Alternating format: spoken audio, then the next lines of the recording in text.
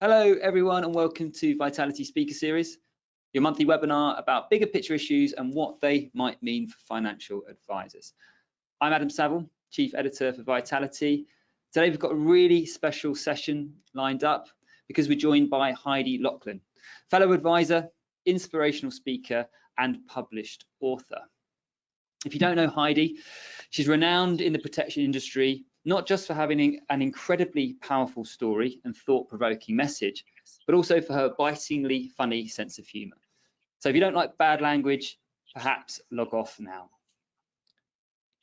Her take on life, death, and the treatment that she's received since being diagnosed with cancer about around 8 years ago is not just refreshing, it's also full of cynicism and wit.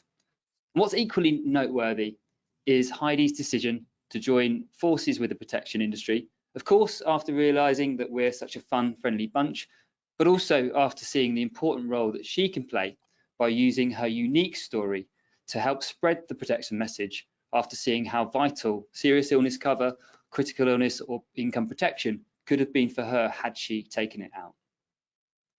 8 years on, she's still thriving as a mother of two and coming up to just over a year or so working for the Protection Parent Advice Firm. So in just a moment, I'll be handing over to your host today, Rob Harvey, advisor editor and former protection advisor himself. Prior to working for Vitality and joining just over 6 months ago, he was a protection analyst and content writer for Protection Guru. So you're in exceptionally good hands today. So hi, Rob. Hi, Heidi. Thanks so much for joining us today. Hi. Morning, Adam. Hi. Morning, Heidi. Morning. Morning. Thanks. Well, first of all, thanks for joining us today, and thanks to everybody for tuning in. Really looking forward to our discussion. It's been really interesting. I know you've got a lot of really good insights to share and experience, obviously, to share with advisors. So I think just to kick things off, so for anyone who's not familiar with your story and has not come across you before, perhaps you could just give a little bit about your background and just tell us a little bit about your story and kind of how you kind of ended up where you are today. So yeah, over to you, Heidi. Right, I'm going to squash this into like a 10-minute window, and I'm a massive talker, so this is a challenge for me.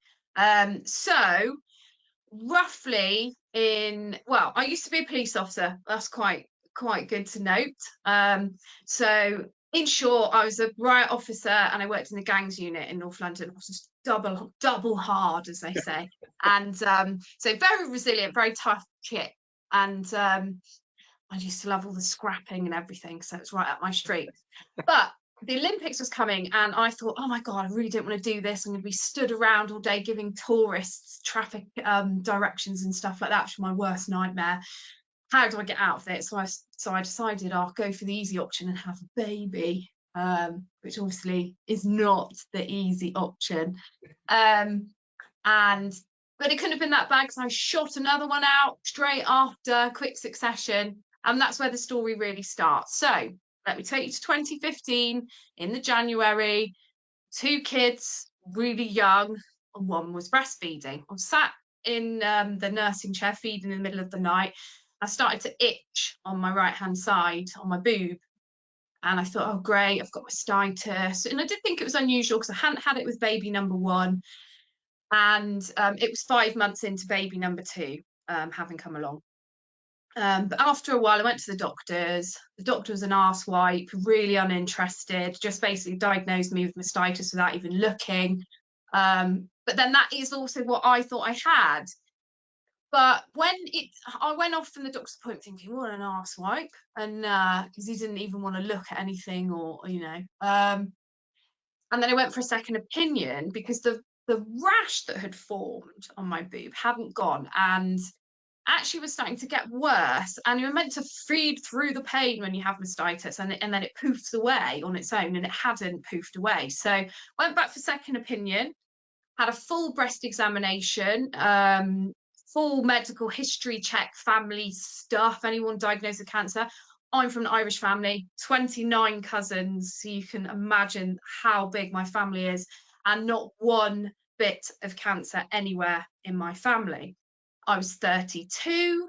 I'd never smoked. Obviously I had 2 kids, I was drinking quite a lot, but before that, I had a very healthy lifestyle. I was a riot officer, like I was super fit. So when she said, this won't be anything sinister, you're too young, you don't fit the statistics, I was quite happy with that. Went away with my bag of antibiotics, then went on a girls' holiday, drinking again, didn't take the antibiotics very well. So when the rash didn't clear up, I wasn't surprised, at all. And then a bit more time went by.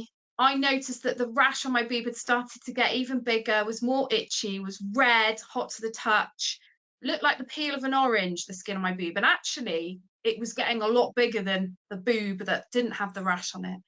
And my nipple started to become inverted. So, and in that time, I'd also moved house. There was a lot going on. I'd moved house back to Bristol from London, and I was going to have a career break after the 2 kids, which I needed. Whew. And I went for my 3rd doctor's appointment then. That was around about the August of 2015. So bear in mind, rash had popped up in the January. I went in, flopped my boobs out and rolled them back up from my knees because I was a breastfeeding mother. And the doctor took one look at them and said, that is not mastitis. I need to send you to a breast clinic. Never heard of a breast clinic, didn't know what that was, but I was surprised there was a whole hospital dedicated to boobs. But off I went. And in that time, had also discovered that I was pregnant with baby number 3.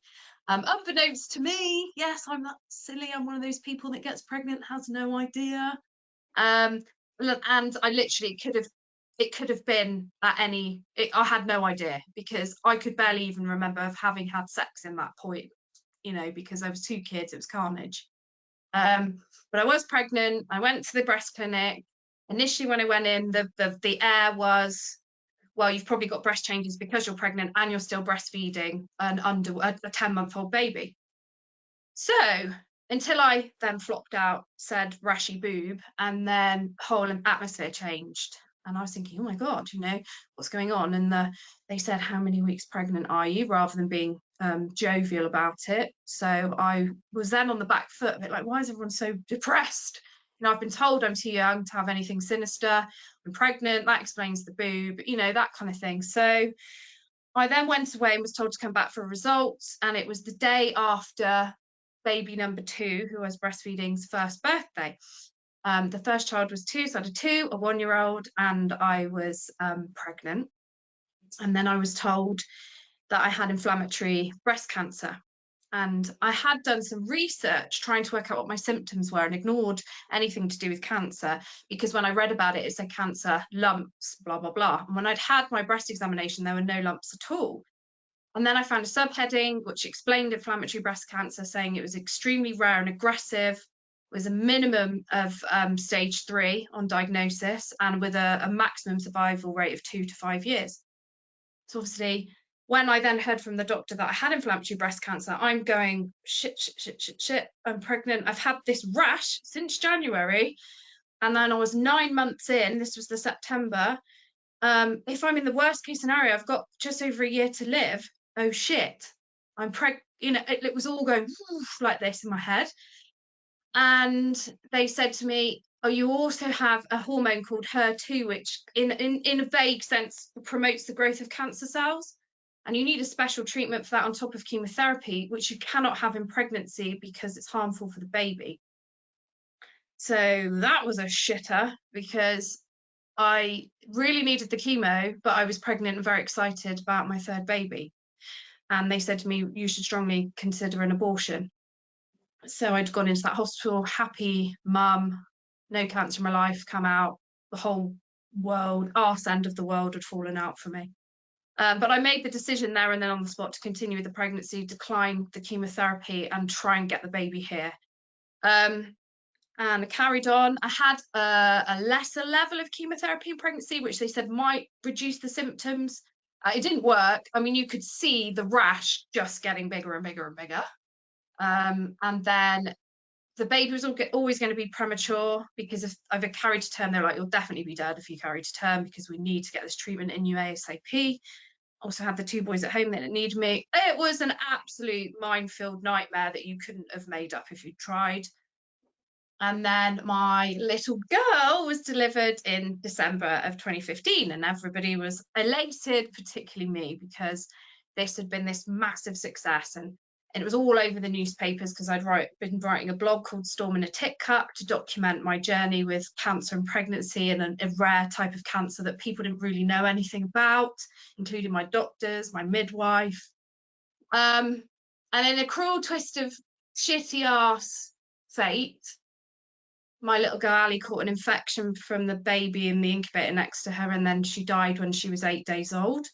Of course, I then felt completely responsible because I delivered her early and her immune system wasn't fully developed, and was the worst mum in the world, in my opinion, and a lot of people's opinion online as well, which then also had that to deal with because I tried to help people by spreading the word, and then it was all coming back in my face. But I am still very much alive. I managed to turn things around in terms of, after Ali was born, I was told that my cancer had spread to my lungs, was stage 4, incurable, and I had 12 months to live, which at that point I was deep in grief and couldn't have given less of a shit if I tried about the cancer at that point. All I could think about was Ali. And then had a turning point where I'd watched a Magic Mike movie that then started making me laugh because of a lot of gyrating going on there, and the laughter was like a new lease of life for me, reminding me that I still had something in me to work for.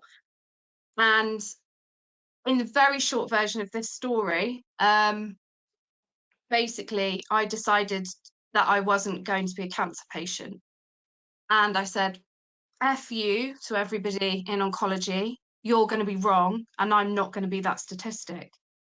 And it turns out I was right, because we're 8 years down the line now, and although I have chemotherapy in this little thing here, in this tube, I have chemotherapy in here every 3 weeks, and I've had it for 8 years, but I am so alive that nothing's going to get me, and I've completely convinced myself that there is nothing wrong with me. If it turns out that I die at the end of it, well, I got myself a few more years, didn't I, from having that absolute sheer stubbornness.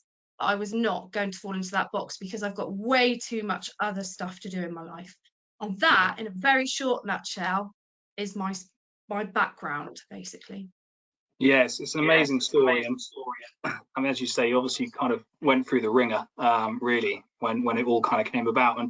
And so, you know, I think that's the incredible thing is, so you were given that prognosis of 12 months then, essentially, and yet, as you say, here we are 8 years later. And how did that shape your life? Kind of what happened? What did you do then from kind of that point to where we are today? Kind of how did that shape your outlook on life? What did you kind of then decide to do at that point? Because you left the police, I believe, did you? Yeah, so I was medically retired after 2 years because the risk assessment on having somebody with terminal cancer was so high. I had Regulation 28, which was the police officers that get 12 months of full sick pay. So I had that. It's something that I'd paid into, otherwise you get 6 months full, 6 months half. I'd paid into that. I got that year, and then they can't just then go, ping, you're out of the job. They have to go through a process of medically retiring you. So in the end, I got 2 years of full pay from the police. Right. Which was great, the financial support, but I had no critical illness cover. I didn't even know what I had. Like, I had no idea, and I know you're going to ask me about that in a bit, and we can talk a bit more about how that happened.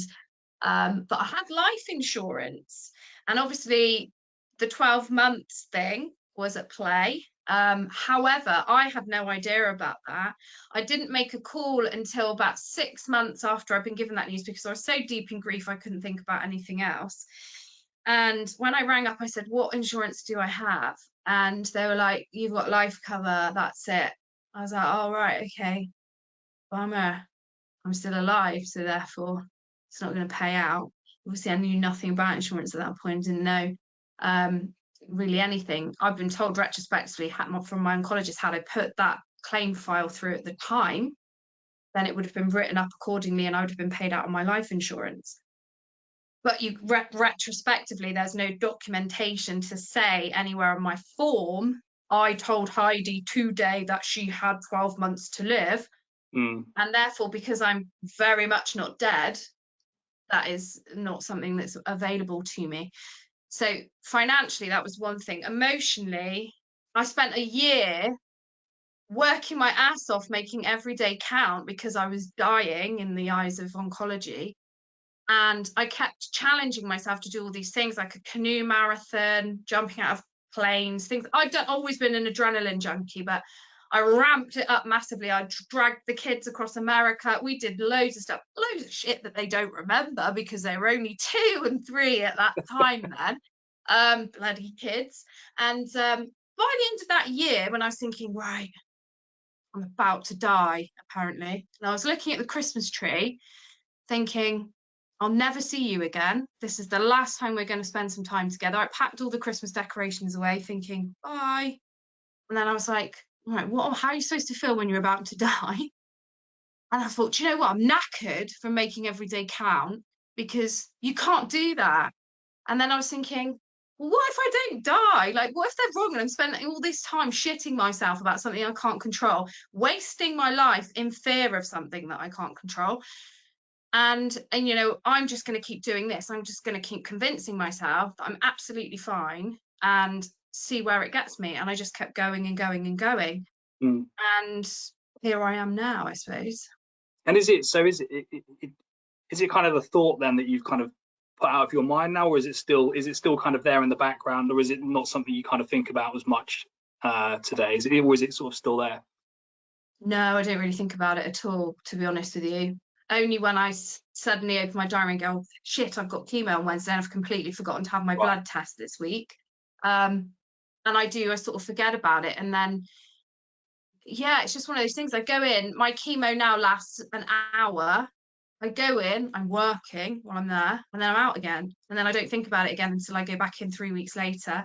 And to be honest with you, it's become more of a pain in the ass than anything else, because it gets in the way of my social life. Like, I had to ring up and say, oh, I'm not going to be there next week, so I'm going to Holland to see my friend. Oh, you can't. I was like, well, I'm sorry, I've got a life to live. Like, you know, I'm not going to spend my life being just a cancer patient. Like, hi, I'm Heidi, I'm a cancer patient, I have inflammatory breast cancer. I'm like, hi, I'm Heidi, I'm a motivational speaker, I'm an assurance advisor, I'm a mum, I'm massively into scuba diving, love horses, got cancer, you know, I've got my own home, this sort of thing. It's so far down the list now, and then people go, oh, you've got cancer, you don't look like you've got cancer, is that your hair? And I'm like, yeah, I grew it back myself. What sort of cancer? Oh, she's just like stage 4. Like, oh my god. And then they start going, I'm like, just get that face out of my face. I don't want to see sympathy. I'm not asking for it. I'm fine until I'm not fine, so please treat me accordingly, you know? Yeah. So yeah, it's so far down the list now, and I feel very fortunate to be in that position, but it is, I've got too much other stuff to think about. Yeah, absolutely. If anyone's got any questions for Heidi, then please do throw them in the chat as we go through, and we can come to those. You mentioned about insurance and the fact that, so you had a couple of years full pay from being medically retired by the police, and you mentioned some life insurance. Is the life insurance something you bought yourself, or is that again something that have been offered through the police? What are those kind of policies that you'd taken out, or was it something you have kind of like a death in service from work that you had? Well, so I would have had death in service from work. That ship sailed now, but no, I did take a life insurance policy because I got the classic, you know, you need to have this to get your mortgage. I had that talk when I was in my early 20s.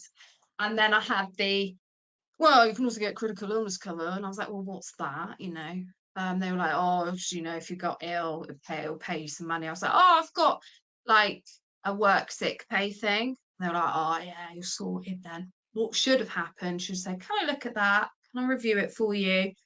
It will cover you for a year. And then what would you do after that? And then I'd be left thinking, well, yeah, what would I do after that? But it wasn't reviewed, and I never got a single follow-up phone call from anyone ever again from who I took my insurance through. I never heard from him again. Had they called me 2 years later and asked about my circumstances changing, particularly when the kids came along. I probably would have been more inclined to listen. But when I was in my early 20s, I thought, 20 quid a month, I'm going to be spending that on booze. Like, I'm, you know, and I just believed that because I was in the police, I was insured up to my eyeballs, but I'd never actually looked at what any of it actually meant in real terms, and what would happen if I left the police, and what would happen if I was critically ill, you know, or I needed more than a year off work, you know. Yeah. So it's a really important thing, isn't it? I know this comes up from time to time, that during kind of protection, I don't know whether you encounter this, that during sort of protection conversations, it's not uncommon for people to sort of say, yeah, you know, I've got cover through work, or I get sick pay, and these sorts of things. I think, as you say, it really kind of highlights the importance of just digging a little bit deeper and finding out what somebody has, you know, what is that cover. How did you kind of, so that 2 years full pay, that obviously tided you over for a period of time, but kind of when that ran out, then how did you kind of get by financially and the like? Did you kind of experience any sort of difficulty around that, or were you able to kind of make ends meet and stuff with that pay that you had from the police? Well, luckily at the time I was married, so I had my husband to fall back on. Right. And that's the thing about, then all my risk passed to him. Yeah. You know, and then you start to feel, I mean, we're going through divorce now, but you start to feel extremely trapped in a financial prison cell, because all of that risk has passed to him. And I'm thinking, shit, what am I going to do? I'm not qualified for anything. I've been a copper like my whole working life, really.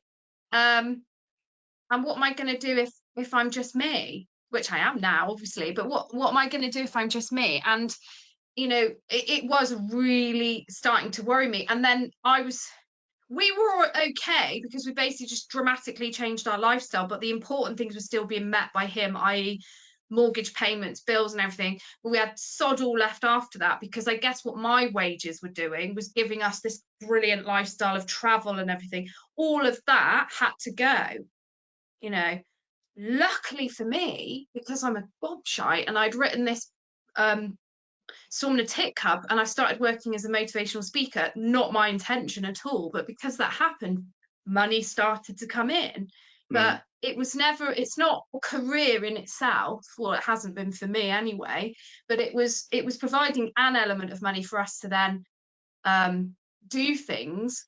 We also would give, because I was writing the blog, we were given quite a lot of stuff as well, like free holidays, which was amazing. But you can't, obviously that's just like extra nice little things, but when you're also like in the throes of horrendous chemotherapy, a lot of those things I struggled to enjoy because I was so chronically ill on one of the chemos that I was on. But yeah, all that you know, all that financial risk was all them on him, and it's very trapping, if nothing else, you know. That's the best way I can explain it. Yeah, I can imagine. And so today you now find yourself as a protection advisor. So how did that come about? Join the dark side. I've come to the dark side. So when I started doing the speaking work, my first ever talk was for Primus Mortgage Network, and Tony she would have been following me on Facebook, and she'd said, oh, I'd love you to come and do this talk. I'd love you to come and do this. I was like, there's no way. It's not a cat and house chance I'm getting on a stage in front of loads of people. In the end, I gave in. I was like, sod it, I'll give it a go, you know, why not? And I looked like the classic cancer patient at that point, bloated up on steroids, bald as a coot, you know, like I just looked like classic cancer. And I got a real kick out of it. And being an adrenaline junkie, I was like, oh God, I was absolutely crapping myself. There was 800 people in the crowd. And it was the most amazing experience. And it really gave me this rush of life again. And they obviously are a network. And then off the back of that, I got so much speaking work. And then people go, you should really do this. You should come and work as a protection advisor. You'd be amazing. Oh, I'm not doing that. I'm not a sales person. I'm the most uncorporate, unpolished person you'll ever meet. You might have picked up on that. That's not me at all. So I kept getting offered this, you could come and work with us, you could come and do this. I was like, no, thank you. And then I met Carla from the Protection Parent. She wasn't at the Protection Parent at the time, but you know, we really hit it off. And she just said to me after my talk, you and me are going to work together, in a Middlesbrough accent. And I was like, yeah, you know, I've heard that before. And off I went. But then we stayed in touch. And I loved what she was doing. I loved the way she was advising. And I could see her videos. And I loved her approach to things. And I thought, God, you're so normal. Like, you're so upfront and you're so honest. And you really do seem to really care about what you're doing. And I can get on board with that. And then she kept saying, you know, you should come and work for me. I was like, I don't know. And then last year, I found myself working in editing for Reach, like a news desk. Absolutely, it was shit. Like, I hated it. Money was awful. I was being bossed around by people who could barely just squeeze their last zit. It was like horrific. And I thought, I need to do something else. And just at that time, Carla came along, just got me at a low ebb and just said, why don't you give it a go? And in the end, I thought, sod it, I've got nothing to lose. And then, absolutely surprising to me, I absolutely loved it. And it's made me feel really good that I'm really doing something, and that I'm trying to stop people being me, you know? I mean, it's great being me, obviously, but financially it isn't. So I just thought, I'm doing that. I'm doing something that is helping other people, and that's what I wanted to do. And this is where we are today, really. Yeah, brilliant. And like you say, Carla's obviously got a really kind of unique sort of fresh approach to advice, and does some really interesting stuff. And you mentioned when we spoke previously that, which I found really interesting, Carla's obviously, she's built she uses social media to engage with consumers, and I've seen people sort of talking on Twitter before, and I've noticed Carla sort of pop up. So there might be a discussion on, someone might be sort of talking about a mortgage or something, and then Carla suddenly pops up with a kind of comment, and it's positioned in a very sort of, you know, I'm here to help and explain things. There's no sort of pressure here for you to come and use my services. But obviously kind of using social media, and there's a lot of talk in the industry around social media at the moment about kind of TikTok and things like this, and using those as ways to engage with consumers. And you're somebody that has also, as you say, you've obviously had your blog before, and you use social media. And I think one of the interesting things you said to me is that pretty much all your leads are now generated from social media. So tell us a little bit about, you know, I think more advisors are kind of sort of trying to dip their toes in and use social media. But so how does that, how do you approach it, and what role do you see social media playing in the industry? Well, the role I see it playing, remind me of the first part of that question in a second, because like literally goes one and out the other. Well, the so role that I think, no, sorry, go for it, Heidi. The role I see it playing is, obviously, we're trying to grow the protection industry. Education is key. We've got to get people while they're young seeing the value in insurance, which is hard to do, obviously. But you have people in America that all take health insurance because they know if they don't, they're screwed. We need to try and get into that kind of mindset. So education's king. Attacking, what sounds dreadful, but attacking younger people is what we need to do. Now, how do younger people communicate? On bloody social media. It's a no-brainer. That's where we need to be. People get a leaflet through the door. How many people actually pick it up and read it? It goes straight in the recycling. Someone says, look at this website, it will give you really good information. Who actually goes and clicks on it? They don't. People open their phone probably for about 4 hours a day in total. And where are they going? Mostly social media, and they're being fed information. We are lazy ass people. We don't want to read stuff. We want it drip fed to us. We want it short, under a minute. We want it to be interesting, and we don't want it polished. So we just want it to be fed to us, so we can just absorb it by going. So using social media is a way to just drip feed those tiny short little messages into people, not to the point that it's subliminal, to the point that they do see the value in it. For me, it's where I don't do anything other than social media, and people will be thinking, yeah, but you've already got an established platform. And yes, I do, but I only started TikTok when I became an advisor, and I've got 2,000 followers just from doing insurance stuff. That's nothing to do with what I had previously. and that grows. It's the fastest social media platform in terms of growth, so it's the way to be. And you're all probably sitting there thinking the same things I did. I was like, TikTok, fuck off, that's for teenagers. Like, I'm not interested in being on that platform at all. Like, what a load of shit, it's just people dancing. Actually, when you go on it, you realize it's a hell of a lot more than that. So it's the way to educate people about protection, and it's literally just being yourself. Even if you are really, really dull, that could be your thing. You could be like, I'm the boring insurance advisor, and it becomes comedy. And as soon as you get people laughing, they come back. Yeah, it's interesting, isn't it? As you say, sort of actually, I think sometimes people on sort of platforms like that sort of try to create a bit of a buzz, but often just your kind of the authenticity of somebody can be a real winner, and people sort of buy into that. And actually, you can kind of carve out a niche, as you say, on these platforms sometimes for doing, as you say, if it's overrun with people dancing, then actually maybe being someone that's talking about insurance actually might cut through. But Yeah. does it work? Because I see a lot of, I mean, it's scary, as you say, the amount of time we spend on I always, on a Monday morning, I don't know if you get like the screen time report from the week before. I get that sent through, and it's like average 5 hours a day on the phone. But does it work? Because I get bombarded on social media with a lot of kind of financial advice, and it might be sort of people trying to sell crypto or dodgy investments and all this sort of stuff, and where you don't see as much sort of insurance stuff. But so does it work? And I guess if someone wants to make it work, what's the best way of approach? If someone's thinking to themselves, well, I don't know where to begin, what should I do? Do I need to go and set up a studio somewhere and record content professionally with a team? What's the kind of best way of approaching it, I guess? Well, it definitely works, otherwise I wouldn't be earning any money. And because I've never cold called a single human being. I've never reached out. I've not done anything other than social media leads. How does it work? What should you do? No, don't need to have ring lighting and a bloody studio and all that. You just need to be raw. I mean, I would talk about that a lot, but in terms of it's just being yourself. And yes, there'll be some people that are naturally good at it, and there'll be some people that aren't, but you almost need to play on that, really, I guess.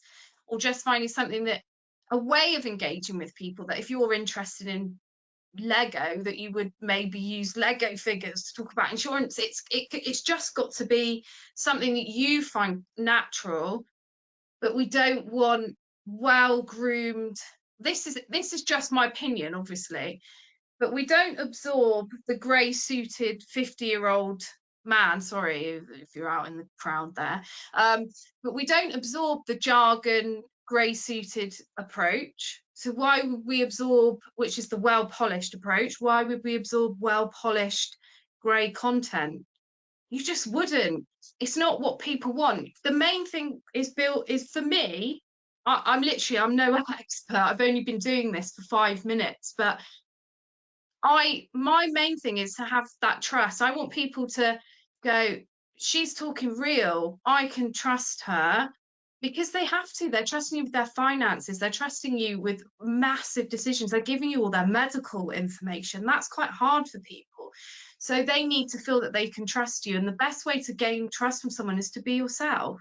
So why switch on a screen and go, good afternoon, everybody. My name is Heidi and I'm a protection advisor, and I'm going to talk to you about the benefits of income protection.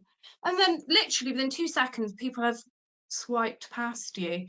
So it is about it's going on and going, oh God, what was I going to say? Oh yes, so today we're talking, it's just being normal and natural with people.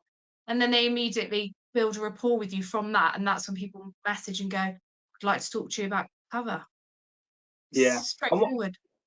What kind of things do you think because obviously it's probably fair to say that, there's not a huge demand out there from consumers. People aren't sort of waking up every day and think, I need to go and buy income protection. So there's obviously, the industry's got a lot to do to kind of engage with the wider public on protection. But what kind of messages do you think really kind of cut through?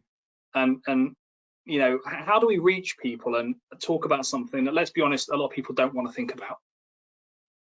Yeah, people don't like to talk about the one thing that we all have in common, which is death, because we like to think we're immune from it, but we're not. For me, I make things funny. That's the way I approach things. But I like to think that's naturally how I do things anyway. I'm not trying to be something I'm not.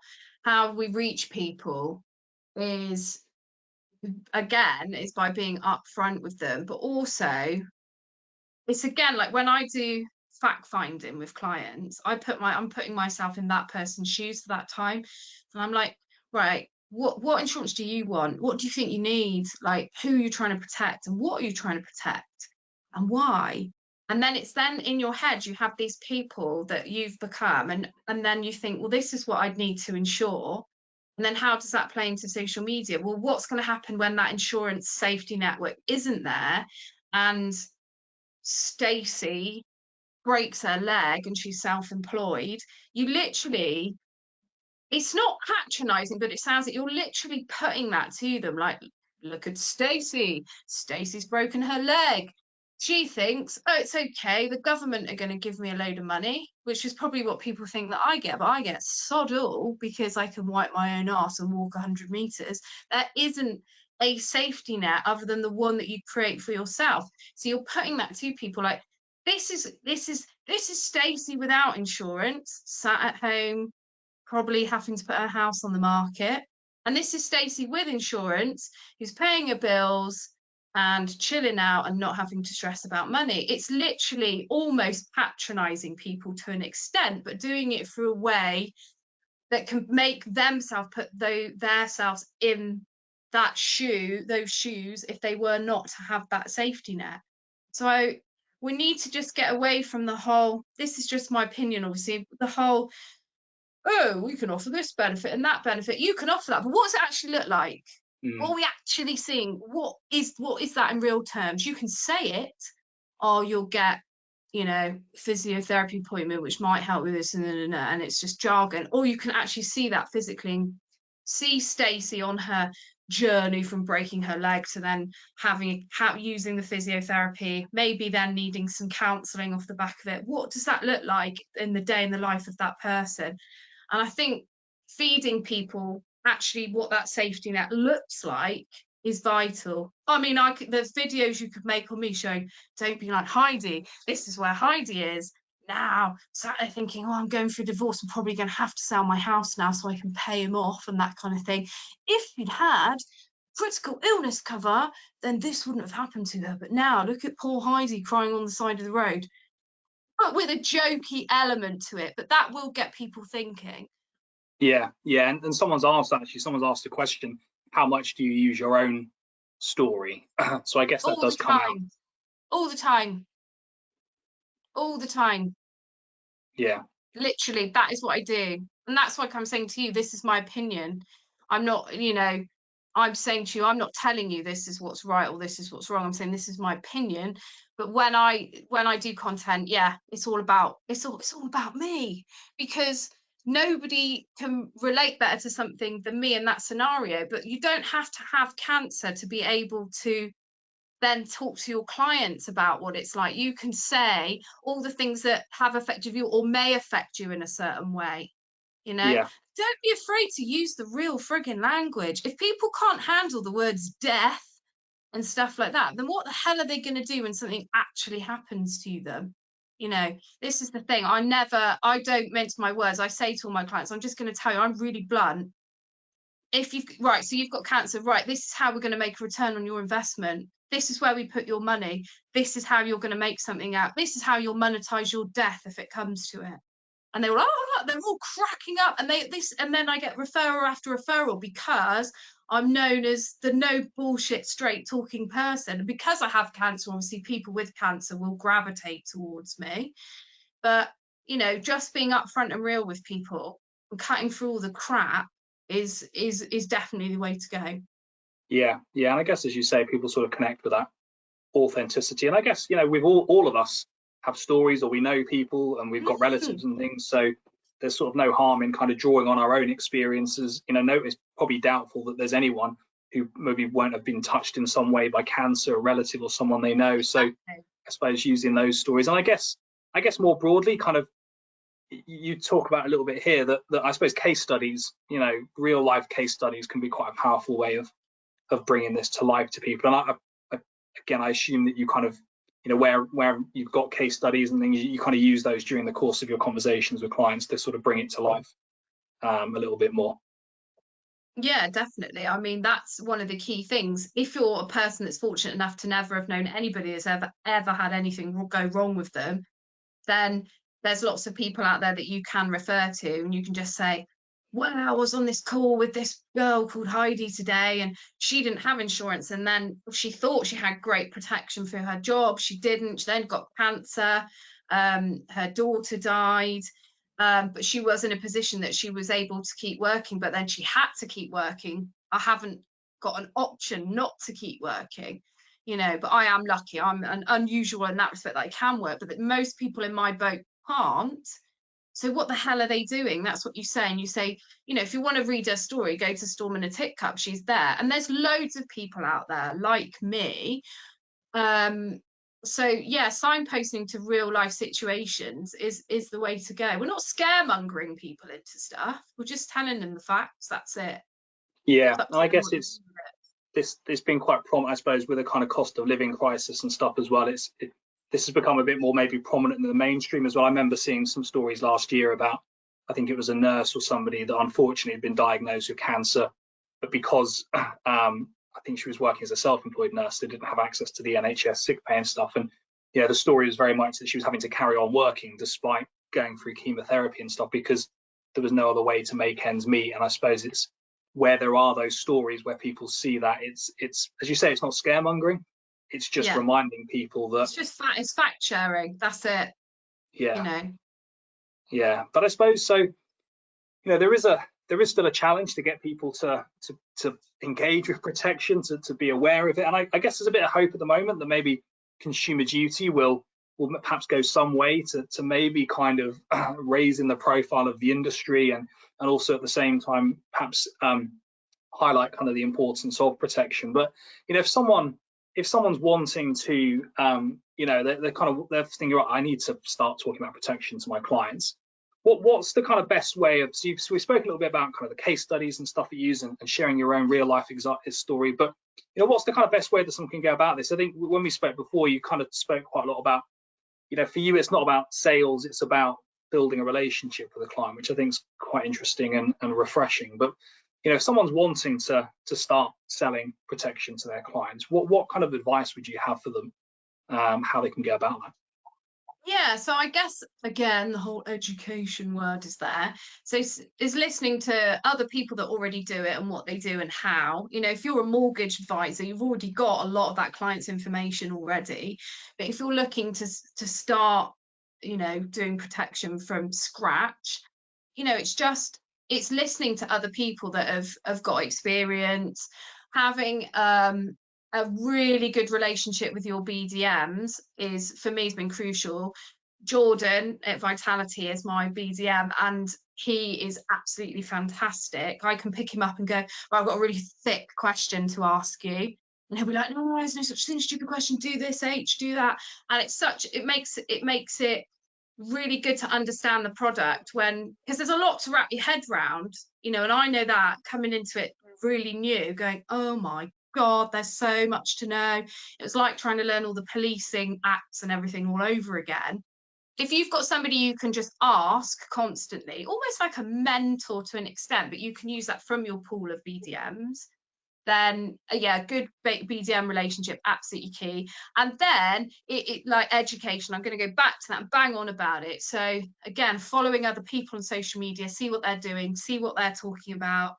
Carla's a great person to follow because she does she's always giving information to people as well, and that's not just the clients, that is for advisors, and it's very helpful to follow lots of other people. It's almost like we're all networking together. There's enough business out there for everybody, so we should be doing this as a team. We're never going to run out of clients, so we need to share information with each other and help each other on the best way to do this, because that's the absolute key thing here is our clients, and to make sure that they're protected.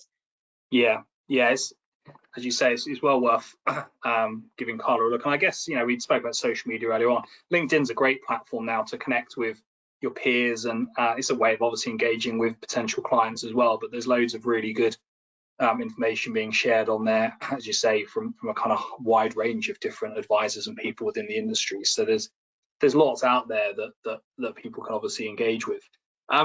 So when you came into the industry and you had to learn about all these products, what was your kind of sense of what the industry currently offer? Your previous experience was you had life insurance that you didn't realize you could claim on that, had nothing else. What was your kind of experience of the products that the industry offers when you came in sort of fresh-faced a year ago? Yeah, so again, like wrapping the head around all these different things, it took me a while to get my head around income protection. So initially when I started advising, I was more critical illness cover focused and life insurance focused. And then when I started to think, I was like, no, I need to really dig into what IP really is. And now I have to say it's my favorite thing. And I start to understand how it worked and what it would do if it were me, or my friend, or one of, again, putting myself in the shoes of my clients, what would be best for them. And then just learning about it. But I've also, there's lots of other things that we could potentially be doing as well, which has been thrown up since I've been doing it. So I advise just on life kick and IP, fib, the usual stuff like that, nothing sexy or exciting. Well, that's to say, I absolutely love it. I do find it sexy and exciting, but I'm not doing anything like weird or wonderful. So yeah, I think it was a case of, it's like learning a whole new language. And then people acronyms, oh my God, they're all over the place, obviously. And I'm sat there and I remember getting an email going, you've got your KPI review coming up, your first one. I was like, oh, great. And I was thinking, what the hell is that? So I was like, Google, oh, right, okay, no idea. And I can say that has played into absolutely every other aspect of it. It's just been learning as going along, but then also thinking, right, I need to do what's best thing for this client. So then going back to other people and going, is this what you do? Is this what you do? Is this what you do? What do you think? And then they go, well, you could look at it this way. And then I go, oh yeah, right, actually, no, that's right. Maybe that is better for them.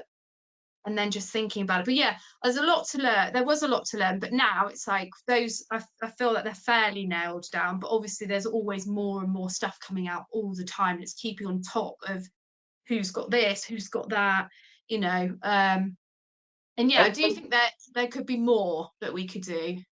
Yeah, I was going to say, so do you think, in your experience, and again, kind of, I'm leaning on you because you're still quite new to the industry, do you think the industry offers the right products that consumers are looking for? I think they do, but I think there needs to be, it pisses me off being an ex-police officer. The IP world in terms of police officers pisses me off. Now, the reason being is every police officer gets 6 months full pay, and I'm honing in on the IP, obviously. Every police officer gets 6 months full pay. If they've paid into Regulation 28, they get 12. Now, everyone's like, oh, we don't give income protection to police officers, and not everyone. There are a few people but not many. And then I'm like, well, when I was in the police and I was in London and we were really, really, really, really busy, how many people do I know that were off sick? Very few, particularly anyone not with broken legs or anything. That never happened, because actually most people have returned to work within 6 to 12 months, in my experience, in that job. So why aren't we then offering them cover? This is what really irritates me, because I'm getting inundated with my ex-colleagues. Can you get me X, Y, and Z? And I'm like, yeah, I can, but the pool of choice is tiny. It's really, really small, because you're a high-risk occupation. And yeah, you are more high risk than maybe someone that sits in an office. But the main risk for them is mental health. It's not leg breaks and things like that. It's mental health. And actually, there is a bit of support in the police for that. But the things that we could be doing for them are absolutely massive. And the thing is, with that deferment period, their premiums relatively cheap. We would write a lot of IP if we were offering it more to jobs like that. And it just, that people sat there going, yeah, but she's not thinking about this, or she's not thinking about that. Maybe I'm not, but as an ex-copper, that really sticks in my craw. I didn't know, this is just me brain farting now, based on what clients have come to me for. I get asked a lot about travel insurance and whether that can be tacked on to like life and kick and stuff like that. and just people wanting standalone travel insurance and stuff like that, and what they can do. And I'm constantly I don't do it. I didn't, you know, I feel that would be something that we could potentially consider, as I feel like we need to be offering as many different things as we can as tack-ons to what we have. Like, I love the fact that we can blob on children's critical illness cover to life, kick and IP, but why can't we have a standalone children's critical illness cover policy for people that may not be able to get life insurance or critical illness, or they can't afford it? Why can't we then have policies for the kids? Is there not a way around that? Those are the things that, you know, they're probably amazing explanations for that, but I'm just not bright enough to know what they are yet, because I've only been doing this for 5 minutes. But those are the things that come into my head all the time. Yeah, I guess it's sort of, in a way, what you're saying is people are just looking for products and things that are kind of relevant to what, you know, their day-to-day life, their needs and stuff, and rather than trying to kind of make things that take something off the shelf and make it fit, actually maybe there's a need for a little bit more flexibility in the way that we kind of approach things and the offerings. And I guess one of the kind of worries that people will be having at the moment, particularly, you know, advisors, is that we've seen, yeah, inflation still really high. We're now kind of facing the prospects for a lot of people of real big mortgage increases. So there's no kind of signs of, I don't want to be too doom and gloom, but the economic outlook isn't looking great. So there's a bit of a worry that kind of, you know, people will be looking at ways to cut back, and that insurance is going to be the things that they'll drop. So, you know, what role do you think things like, I don't know whether it's something you discuss with your clients, but what kind of role do you think, like tangible benefits, things, because obviously insurance, you're just buying a promise generally, and it's that if you get ill or unfortunately pass away prematurely, then it's going to pay out, and that's what you're basically buying, that peace of mind. But do you think kind of tangible benefits that like deliver value right now? So I guess in our case, things like the Vitality program, but obviously there's a whole range of different things out there that are available to clients for insurance policies. What role can they play in maybe helping at this time when we're worried about cancellations and stuff, in actually maybe engaging with people? And yeah, so I mean, I think that having a lot of people take out life and critical illness cover or IP and they shove it in a drawer and they never think about it again until a point that they need to claim. And actually having something, and then look, so you'll then open your bank statement, you're going, shit, we need to drop weight. What are we dropping? Oh, life insurance. I mean, realistically, am I going to die before the age of 68 when I get my pension? You know, kick, am I really going to get diagnosis? And maybe I can just take that risk. Let's drop that. Let's drop that. And then I won't think about it. I don't even remember who it's with because it's been in my drawer for ages. Whereas if you've got tangible benefits and you've got a program that you're engaging with, particularly with Optimizer, and you're engaging with something on a daily basis, then churning out a Waitrose voucher, or, you know, all the other amazing, I'm focusing on Waitrose. I'm a food orientated person, but there's obviously so many things with Vitality, you know, and the health benefits of that. And people that, I'm assuming again, that people that are on that kind of program, whether it's optimized or not, will know who their insurance provider is because of these tangible benefits. Then they're seeing the value in it because they are seeing it as a thing that they're using. Whereas with a life insurance or kick that you're putting in a drawer, you're not seeing that you're using it, so it's easier to dump that weight. Whereas if you're being reminded, if you like, get in touch with Vitality, email their clients and don't forget, you've got this, you've got that, here's this incentive. It's something that they are being reminded that they have all the time, and things that they can use before even having to claim something. I believe that the psychology behind that will remind those people, that's probably not something that I would drop. And in terms of advising in this climate, when you're going through that fact find and you're putting yourself in their shoes, etc., I don't know if I can afford this, you know. I mean, as soon as someone, I always try and get people to give budgets. That's always hard, but I'm like, I don't want you to pay for something that you're going to cancel because it's a waste of, you know, your money initially. I want you to have something you're comfortable with. But I know you're probably looking to drop weight. What can we drop? Well, you know, I try to put in people's heads, yes, austerity times are hard, etc. Could you maybe shave this bit off of your life, i.e., at the point when you're ill, are you going to think, shit, I wish I'd gone to the cinema continuously 4 times a month?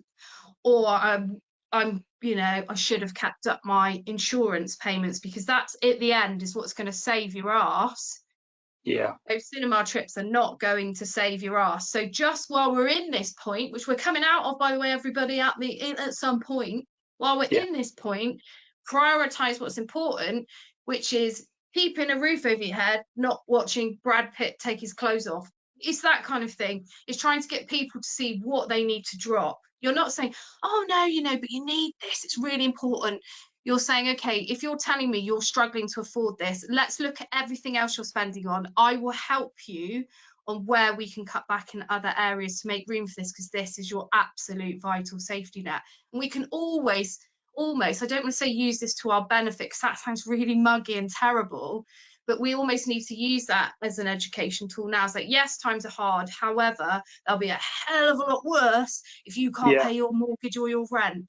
Yeah, it's absolutely, it's such an important point, isn't it? And unfortunately, we're running out of time today. It's been such an interesting conversation. But I do want to maybe the question to finish on is, if you could change one thing about the industry, what would it be? More insurance options for people with cancer. It's obviously very personal to me. I'm inundated with people that have cancer, that want insurance, that fully accept that the chances of them having cancer insurance are none in some cases, but they see the value more than anybody else.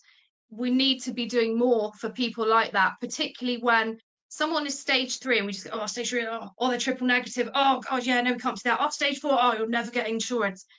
Yeah, but look at me. Do I look like I'm dying? You know, I'm working full time. I'm a full-time ass kicker. Like, I've got kids, I've got a massive life. I'd love to be able to have some insurance. Yes, I appreciate it's not going to cover cancer, but why is that not more of bespoke treatment towards me? Why can't you look at me as an individual and see that, yeah, all right, you know, she might have cancer and we won't pay out on that. However, we can offer all these other things. There's so very few people doing anything for people like that, but the market for it is massive. I could fill my entire week just doing advice for people that have cancer alone. That's it. You know, that is what I would like to change. Yeah, so real kind of challenge for the market there on Yes. I guess I'm thinking about products, and probably I suppose it highlights as well the kind of the value in products as well, that particularly critical illness, serious illness cover, the importance of maybe cover not finishing after a claim and the ability to sort of continue something thereafter. But unfortunately ran out of time. I just want to, we've had a couple of questions, but somebody's just made a point I think probably is a really good point to finish on. So Andrew said in the chat, it's not a question, more just a message for you, Heidi. So it's been really refreshing listening to you, and I absolutely agree with him. I think it's been a fantastic discussion. So Andrew's wife, unfortunately, so she passed away age 44. She got positive stage 3 breast cancer that progressed to stage 4 and then moved to her lungs. But he said that her message was to live in the moment and enjoy every day. It's wonderful to see you live that message and keep fighting. So a real heartfelt, I think, thank you from me as well, Heidi. It's been a really, really interesting discussion today. I hope everybody in attendance has found it really useful. We could speak for hours. There's so much to say. So yeah, once again, a massive thank you from me, and thanks to all of our attendees. And yeah, we look forward to hopefully speaking to you again soon, Heidi. So wishing you all the best, and enjoy the rest of your day. Thank you. Thanks for having me, everyone. It's been a pleasure. Thank you very much. Have a lovely day, Heidi. And you. Bye. Bye-bye.